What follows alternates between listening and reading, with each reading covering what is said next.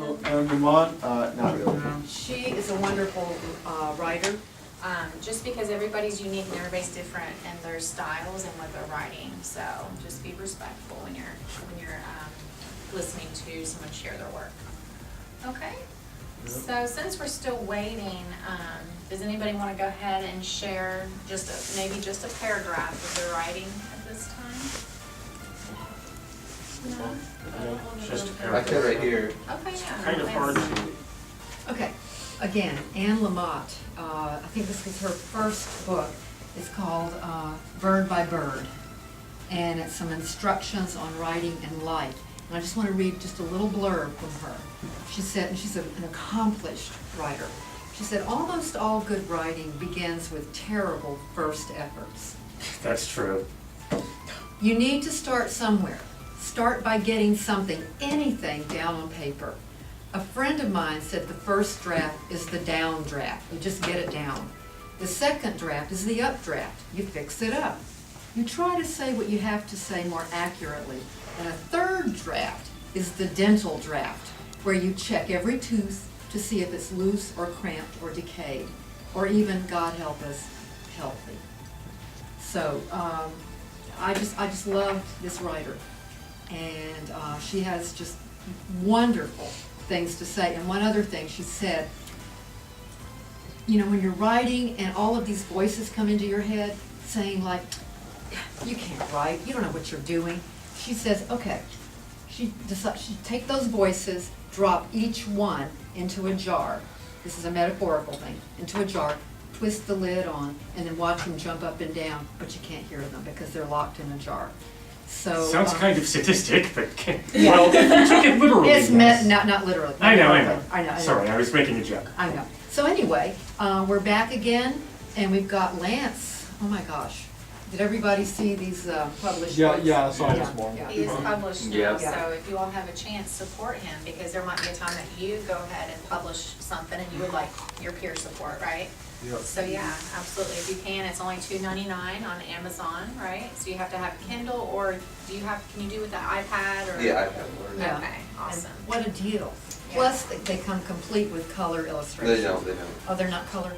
This does not sound neat. Oh, okay. Okay, awesome. Okay. So who would like to share their writing first? Can I at least discuss a few things I'm working on?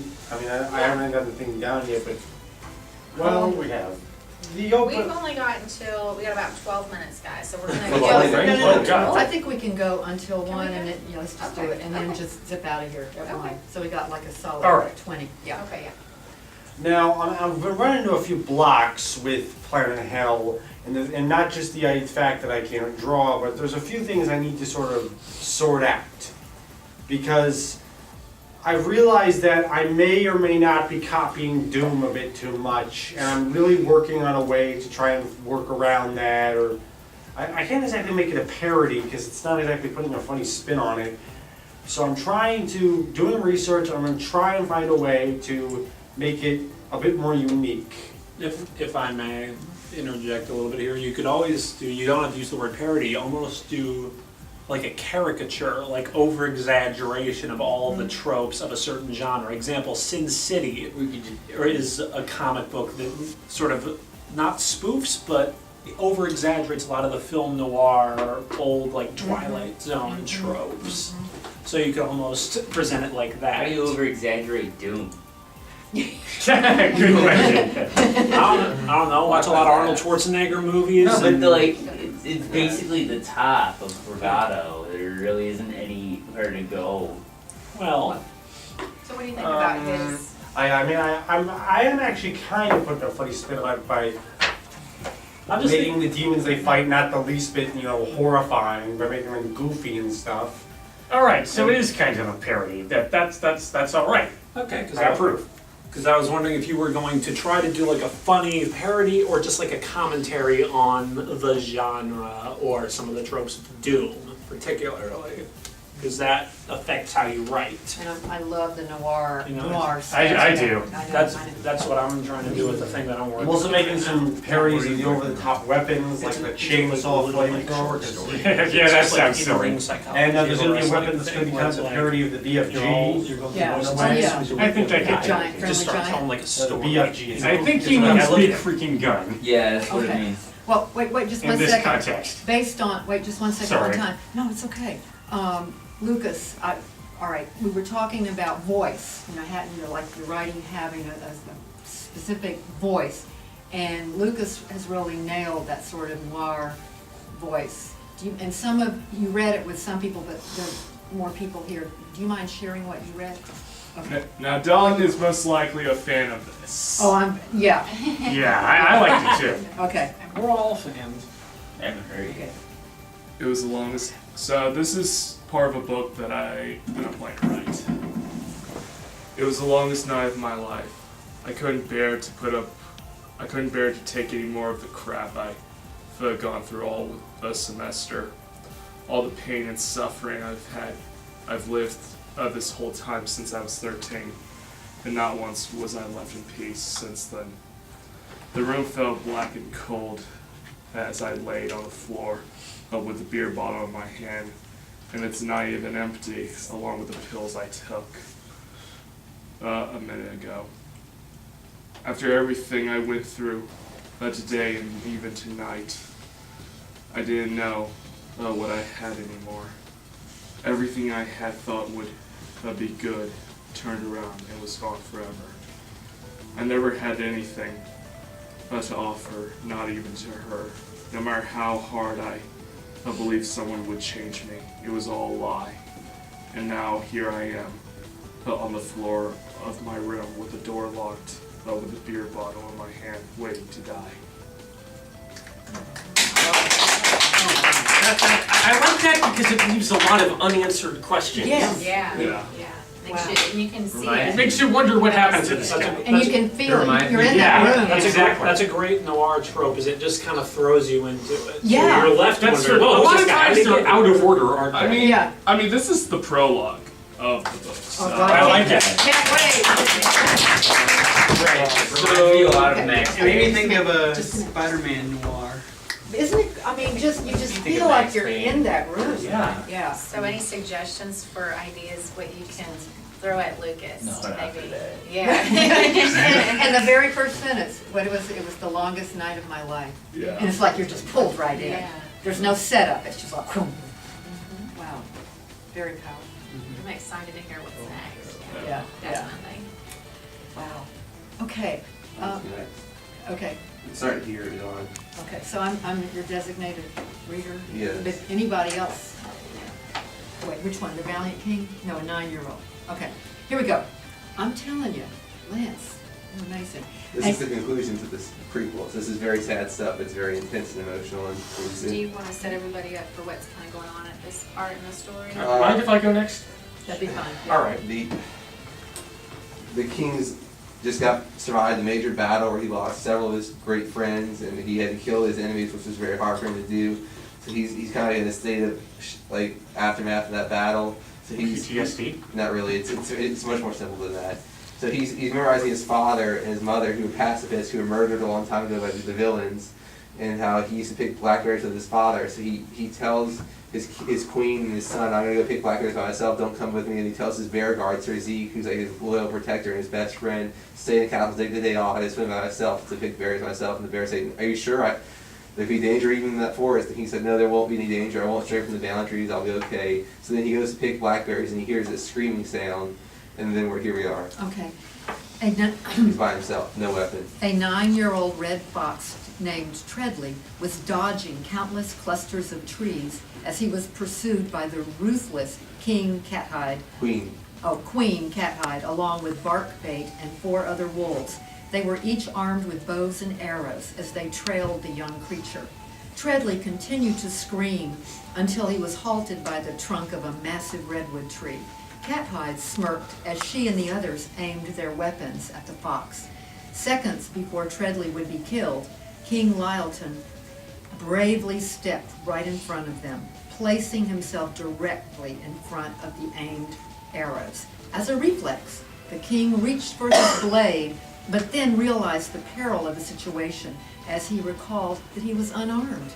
Both fox and feline watched as the canine queen directed a paw signal, and each wolf archer crept around the two innocent beasts in a vile circular formation. Their lethal arrows were pointed at the king, and there was no chance of getting past them.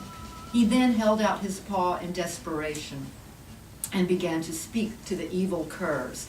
You canines are trespassing on Cat Kingdom territory. You certainly are forbidden to murder this young fox. Return to your kingdom this instant, or face the justice of my realm. Cathhide then snickered briefly. The Cat King threatens me while he has no weapon. He must be ready to die. No beast commands the queen of Canine Castle. But before you die, learn this. Where were you, old valiant King Lyleton, and your band of remaining soldiers, when I wiped the entire Fox Clan village off the very face of Creturia? Wow! A traumatized Lyleton then turned his body to face Treadley and dared not to glance at the archers. Oh no, this cannot be. Look at me, young fox, look at me. This will soon be over, wailed the Abyssinian, you say it again, Abyssinian. king. Then he rotated to stare into the eyes of his arch-rival. Arch-rival. Thank you, arch-rival. But said nothing. Said, oh, come on in. Said nothing to her. Open fire now, you morons! But do not pierce his heart. I want Lyleton to suffer a slow death. Treadley cringed and closed his eyes as King Lyleton was pierced by 6 separate arrows into his unarmored torso. Each of the vile archers had directly struck their target. The great king toppled over onto his back with the protruding black feathered and rusted projectiles. Those are nice details there. Cathhide then turned to the terrified fox. Get out of here, you little fox. Go tell all of Cat Kingdom about what I did to their precious king. They will fear me for certain. I need to go to the class now. Okay, You thanks. need extra time. Sorry. See you later, bye. Okay. Go for it. You got this. Feel the fear and do it anyway. Vancouver rain pours down as the funeral begins. People stare at me as I enter. I'm still fairly beat up from the crash and I feel uncomfortable with people gazing at me. I find a seat next to Meyer, my only friend left, and he takes my hand. He knows how fragile I am, especially now. Today, the pastor begins. We come together to remember the lives lost one fateful night. I feel tears streaming down my face already as I remember the scene. There's fire, hate, and wreckage. I crawl out of the car before I remember that Brooke, Courtney, and Jeremy are still inside. I call out for them. I'm screaming. Then everything goes black. Jeremy, Bradley, Courtney Fuller, and Brooke Westmore passed on the evening of January 15th, and they were heading home through the rain when a driver collided with them. The lone survivor of the crash was Tanya Stone. The pastor continues. People stare at me again. I am Tanya Stone. I survived. Yeah, right. Okay.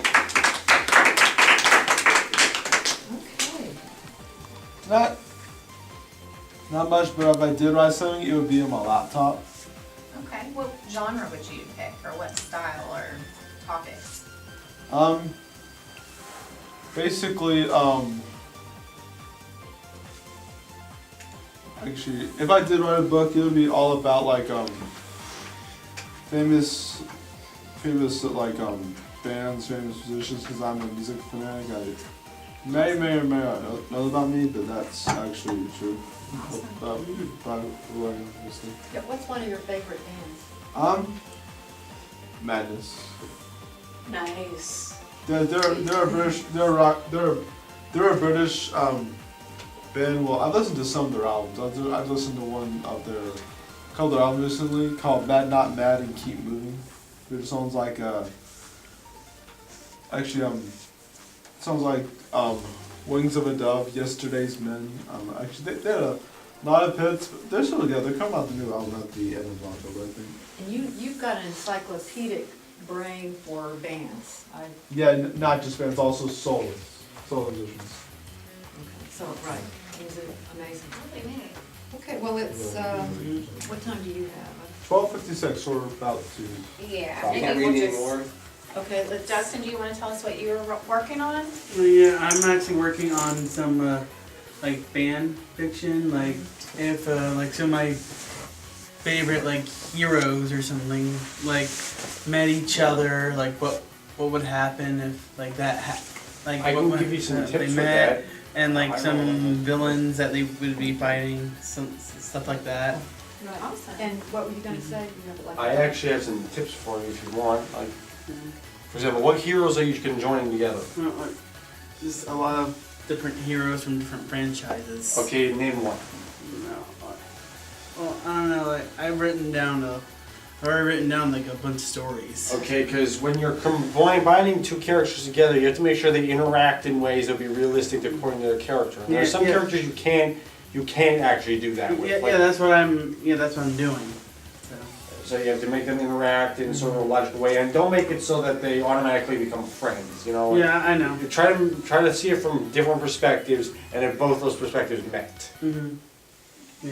Good input. Sam, do you wanna tell us just really quickly what you're working on? Shoot, so I'm working on a short story. As a lot of people would know about me if they talk to me, I'm kind of a pro wrestling geek. That's my fandom. Yeah. So Yeah, I'm but telling I saw a, that.